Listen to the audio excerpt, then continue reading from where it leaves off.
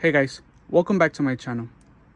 So a few of you guys been leaving comments on my previous video of the 787 on how to make the wing an active wing when pressing the throttle or the brake on my receiver. Here is what I did. So I purchased a Y servo connector, and then I removed the receiver box cover, located the ESC connector at the receiver, and unplugged that. Mind you, mine might look different than yours because I have the Spectrum system and the new Rlaarlo receiver. Once you figure where that is, which is usually on spot number 2, as you guys can see right here, you will go ahead and unplug that harness and plug in your new Y connector. Once you put that together, you will go ahead and get the ESC connector and plug it in on one end, and the servo connector on the other end, as you guys can see here in my video. So it should look something like this.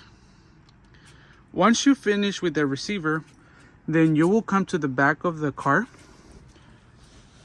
and switch the servo horn from the left side to the right side, so that when you are giving it throttle, the wing will go flat, and when you are braking, the wing will go up.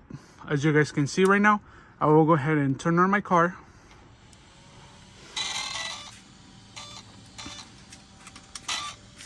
So this is throttle, and this is braking.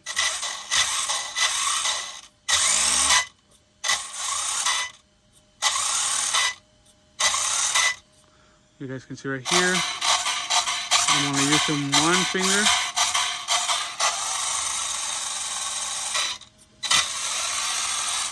So yeah guys, this is how you make your 787 wing an active wing with transmitter inputs.